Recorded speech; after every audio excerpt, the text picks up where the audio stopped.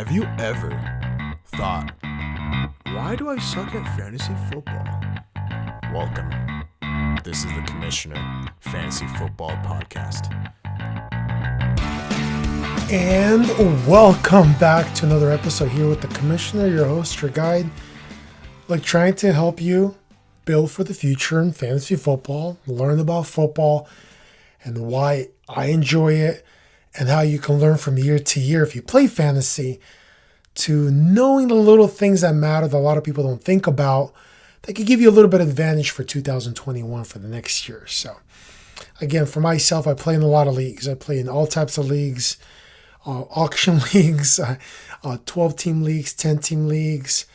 I've played in 8-team leagues. I have a dynasty team, keeper leagues. So any questions you have about different types of leagues that are out there or which apps to use, I've been always preaching the Sleeper app. But there's also the other good apps. So don't think just there's one special app. But today we're going to go ahead and focus on wide receivers, what we learned from 2020 and what to apply for 2021. And these are early stages of predictions, right? Early stages of analyzing the future for 2021, because some of these wide receivers don't have a team yet, or they're free agents. They might resign. They might get traded. There's quarterbacks like Matthew Stafford recently got traded to the Rams. That's going to change a lot of things. So that's one trade that we have. Watson, Wentz, or these guys might not be in the same team. Wide receivers like Allen Robinson, Golladay, Chris Godwin's a free agent. So there's a lot of players like that where we don't know.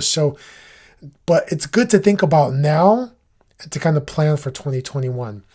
Before we get into that, the Super Bowl, it's over. I was bitter about the Super Bowl because I really, really thought that the Packers should have won it, not just as a Packers fan, but I felt like the refs kind of, certain play calls, they should have called holding on the Bucks, but it didn't work out, and that's what it is. Rodgers had his opportunity to come back. He almost did, but he lost. There was few windows where he had it. He could have done it. And for me, he didn't come through. So that's why Rodgers will never be Brady. Under pressure, under the lights, even at home, Rodgers didn't perform. And you could blame plays, you could blame the coach, you could blame everything. As a Packers fan, I'm still bitter. So this Super Bowl wasn't as fun because I really thought the Packers were the team to meet the Chiefs or the Bills. I really wanted the Packers and the Bills. A lot of people wanted that. Something new, fresh blood. Brady's been there before, and now he's with a super stacked team with all these offense. Playing against the team that was there last year with another stacked offensive team. But that's the reason they're there, right? Is because these teams have built. One team got a lot of players, the other team built from the ground up. I like the Chiefs because they built from the ground up. I was cheering for the Chiefs, but look, you got to give it to Brady. You got to give it to him. Or people around him perform. And that's one thing that you could take away from him as a 43-year-old. His physique, the mentality he has and the experience for the game and the way he makes everybody better. And again, people always think I'm a Tom Brady hater. I'm not, but when there's too much love for him, and I don't want to go into the arguments that I've argued with people this past week after the Super Bowl, that there's a lot of luck that played into Brady's career. There's not a lot of players that get to come in at the right time in the right division and then sign with the team as stacked as the Bucks. Look, the Bucks almost made the playoffs in 2019 with Winston throwing, I don't know how many interceptions he threw. He was the problem. And they needed a guy back there who can manage, have experience, and not fall apart under pressure. And now it's Tom Brady. So he's great, the best, no doubt about it. So for me, take away from the Super Bowl, not happy. If the Chiefs won, I'd be a little more happy. I felt like maybe if Mahomes was more healthier, but he looked good to me. He looked as he could have performed. He just didn't have time to throw the ball. He didn't have time in the pocket. The defense for the Bucks was, for me, the true MVP of this game. It was insane to watch how they 3 field goals from one of the best offenses in the NFL with all these weapons they had. So, you tip your hat to the Bucs, especially to their defense, and say, hey, watch out for them next year. So teams are going to be looking out and saying, hey, how can we face this team? So enough of the Super Bowl. Congrats to the Bucs. Congrats to Tom Brady. And we'll see. One of the guys on that team, Chris Godwin, might not be there. We're going to get into that. And last thing I want to finish on is the touchdowns that were thrown in this game, in the Super Bowl, none of them went to Bucs wide receivers that were there last year. Antonio Brown caught a touchdown, Gronk caught 2, and then Fournette, another player they added, scored a rushing touchdown. So it's kind of funny. It's like the Bucs offense wasn't there last year. So those are the guys that actually performed. Evans, I don't know where he was all game. Godwin wasn't there all game. But my takeaway is they didn't need them. They didn't need all this offensive. They could have won 14-9. Defense stepped up. Defense did their part. And defense, for me, are the true MVPs of the Super Bowl. Sorry. So let's get into talk about wide receivers. Oh boy. Here's what I always preach, and I did it last year, in the beginning of this year, in the beginning of the season, and I did in the last episode with the running backs. Running backs are so much more important, and I'm going to talk about it. Here's why. Think about the top wide receivers that were taken in the first, second round, okay? Especially in the first round. Michael Thomas went first. Bust. Big bust. You could blame injuries. You could blame whatever. He came out and he just was not himself, even when he played. I don't know what it was, but Michael Thomas was my number 1 bust of the year. He went as the number 1 wide receiver, and he crapped your team. If you got into the playoffs, that's because you were smart and you drafted later. But taking a chance on these wide receivers in the first round for me is very risky. Now, another guy that was taken probably in the second round, maybe third round, but mostly in the second, Chris Godwin. He had an amazing season with Winston.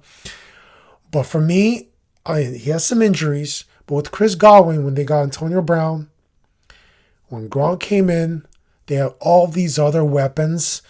So Chris Godwin was kind of left and said, well, he's not that needed. We'll use him when we need him. So he wasn't the primary focus. I thought Brady, without Gronk, without Antonio Brown, I think Brady, if Godwin stay healthy, I think Godwin had the potential to be a great wide receiver with Brady. Brady loves the slant wide receivers, the short passes. That's Brady's forte. He grew up on that. Edelman. But it was unfortunate injuries, and then they got Antonio Brown. Gronk was there, and Brady went to those guys more than anybody else. Julio Jones, big bust. Why? He has some big games, but older, injury, and ended up not even playing the end of the season. So it's pretty frustrating. DJ Moore was a big bust. He was pretty much taken second to third round. A lot of hype. The problem was the quarterback and I think the coach, because if you watch DJ Moore play, whenever you throw to DJ Moore, he goes and gets it. I love his talent. So he might be a value next year. So I'll talk about that. DJ Chark, another DJ. A big disappointment. It's quarterback play, of course. The team just went down the drain. He has some injuries as well. And another bust for me was Cooper Kupp. He's going to be a value with the new quarterback, but Cooper Kupp was a bust for me as well. So Will Fuller was the one that I felt like he was a bust, but that's because he's suspended. So if he doesn't get suspended, if he's with Deshaun Watson, Will Fuller is a top-tier wide receiver. So those are my busts. The top finishers for 2020. As you know, my Packers, Davante Adams. Rodgers and Adams, they have a connection. Rodgers is going to be back next year. I said it in one of my first episodes about quarterbacks. The Rodgers had a chip on his shoulder. He went out. He got the MVP for the quarterback MVP. And Davante Adams, top finisher. It depends on what scoring format. but he was a top number one wide receiver of the season. And if you drafted him, you pretty much won your league, if you drafted smartly, of course. But he was a great first round pick, and for next season, I'm going to talk about it. He should be also going in the first round. The biggest surprise and value that came out and finishes number 2 is Stefon Diggs. Wow. I was shocked because wide receivers going to a new team is always kind of like, I don't know. But boy, oh boy, how they traded for him. They wanted him, and Diggs came in, and that's what Josh Allen needed. Josh Allen now with Diggs and with other pieces like Beasley, and hopefully they might bring in more pieces. This is going to be a scary Bills team in the future. Tyreek Hill, for me, number 3, finished number 3. Look, he's going to give you those games. Tyreek Hill always has those games where he just doesn't show up, but then he can win you. He can win you a week, and he did that this season. He always does that. So for me, he's always a good wide receiver to take as long as he stays healthy. DeAndre Hopkins was another number 4 finisher for me in 2020. The problem with DeAndre Hopkins was that at the end of the season, Murray hurt his both shoulders. So all volume, whatever you want to call it, stats, it dropped for Hopkins. He could have probably finished as a top, for me, maybe even top wide receiver in the league. He could have surpassed Devontae Adams. But here's the thing. Also, I was scared of Hopkins as well going into a new team. So they both, Diggs and Hopkins, proved me wrong. I hate wide receivers going to a new team, but it looks like it's not the same anymore. And if you have a top talented guy, they will perform. And if they're not clowns like Antonio Brown, that's why I'm become biased, because Antonio Brown went to 2 different teams and just pooped, because he's a clown. And Calvin Ridley, what a value, and he performed without Julio, with Julio. He was for me, it was a top 5 wide receivers. And the last one I want to talk about that finished number 6, that had a lot of value. Some leagues he went undrafted. Some leagues he was drafted really late. And that's Justin Jefferson from the Vikings. This rookie, for me, was the best rookie to watch. And so his value probably won people leagues. But he's the one that these 6 wide receivers, Adams, Diggs, Hill, Hopkins, Ridley, and Jefferson, if you had them, you pretty much made the playoffs. You could build a team, you could build pieces around them unless you traded them. But these guys were top-notch, consistent. They had some bad weeks, sure. But overall, they were really consistent. Will Fuller, I threw in there because until he got injured, he was pretty consistent as well. With Watson, of course. So the other guys that I'll mention, Metcalf, Lockett, if you look at their numbers, they finished great.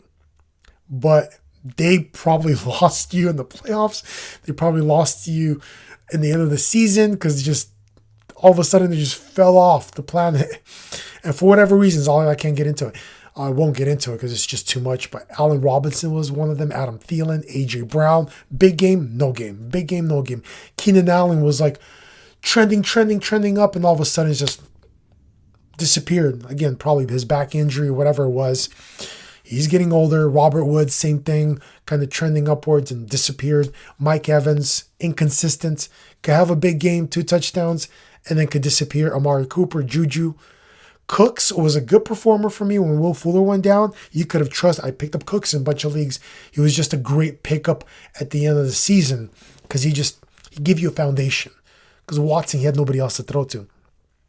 Marvin Jones Jr., up and down, typical. Robbie Anderson had a great beginning and then fell off. Terry McLaurin was a big shock to me, but that's because he had 4 different quarterbacks. So Deontay Johnson, I would have maybe put him in here. He was inconsistent, but towards the end, I think he's number 1 in Pittsburgh. Good talent, kind of Antonio Brownish like.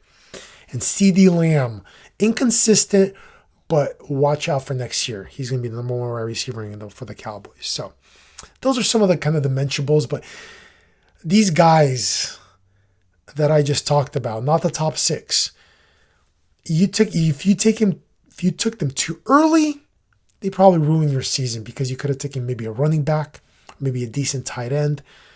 And so That's what I kind of don't like, taking too many wide receivers in the first 2 rounds. I'd rather stack up on running backs round 1 to 3, get as much value in those running backs, and then you could get these guys next year. You could get Mike Evans probably in the 4th round.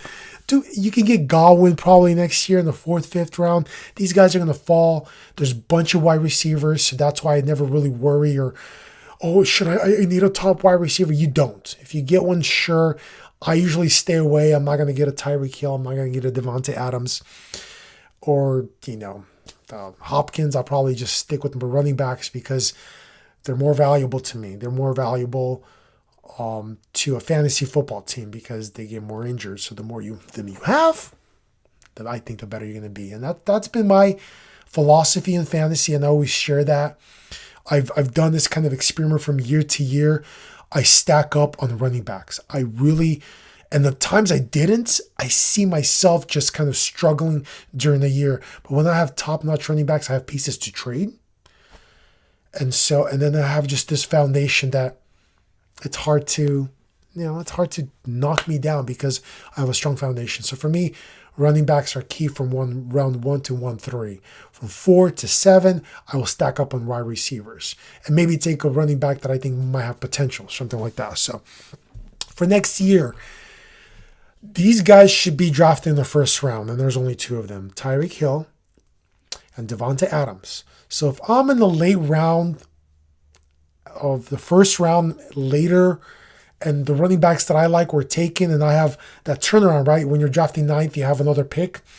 And, if Mixon is out there, for example, and I'll take a Devontae Adams, I'll take Mixon. That's what I'll do, and the only time I'll do that. I'm not going to take a wide receiver in probably my first 6, 7 picks. I think there's a lot of value with the running backs in the 1st round to take instead of taking a wide receiver. So for me, the only people I really take in the 1st round is Devontae Adams and Tyreek Hill.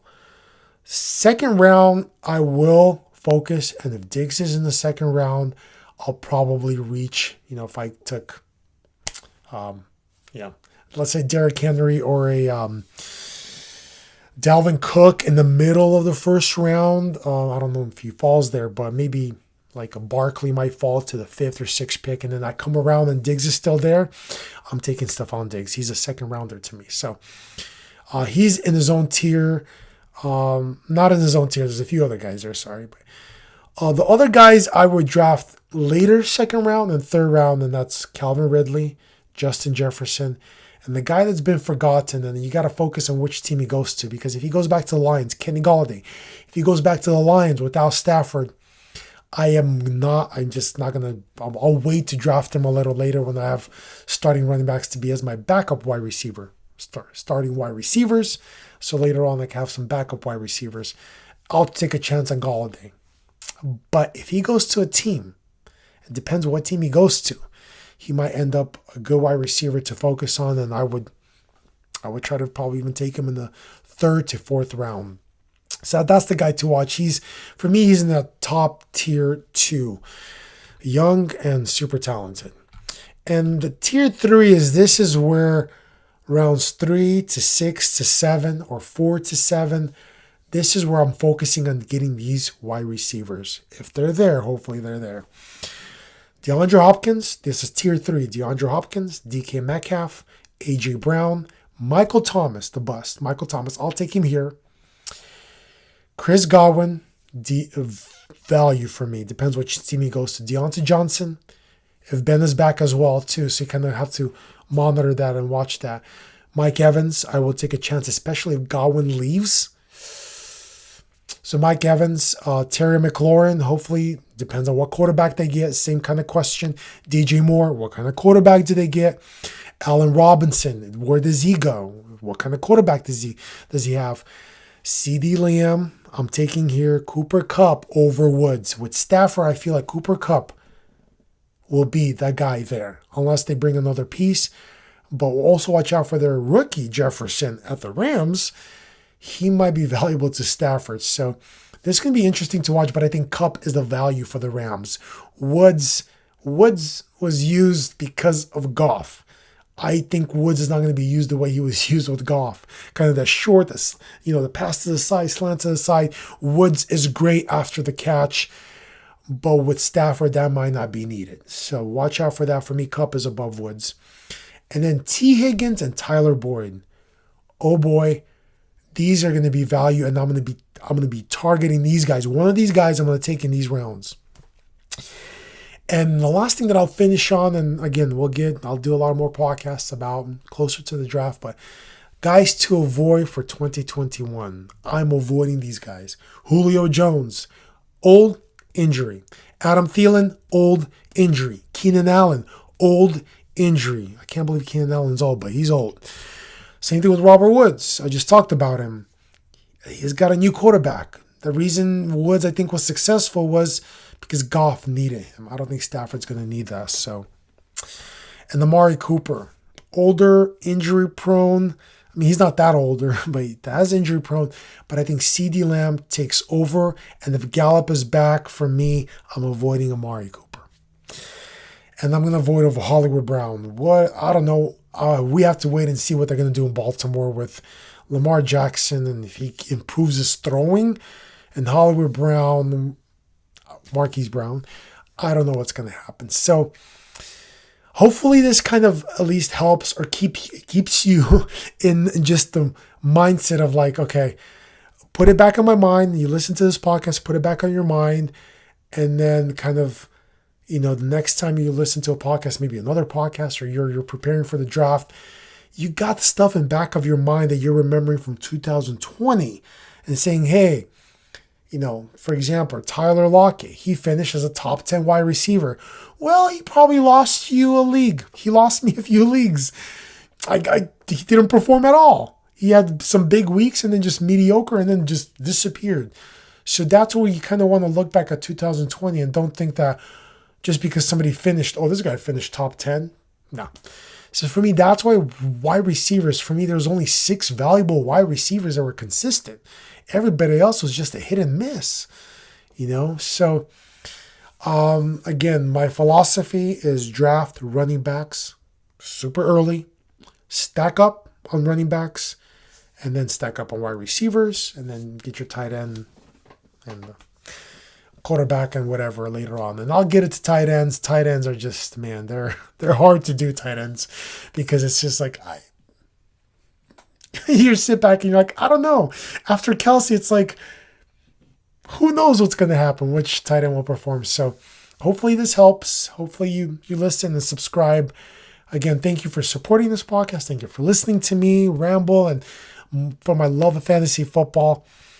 And can't wait until 2021 fantasy football season. Super Bowl is done. NFL is done. Let's focus on the draft. Let's focus on the trades. Let's focus on all these things happening in the NFL and see what comes to be in 2021. So thank you for listening. Good luck and take care. Bam. Dude, you better not be sleeping after that podcast. That was an amazing message. Thank you for listening, and please subscribe to the YouTube channel, The Commissioner. Also subscribe on Spotify and Apple Podcasts. Any comments, questions, concerns, send them to the Instagram page, The Commissioner, your fantasy football guide.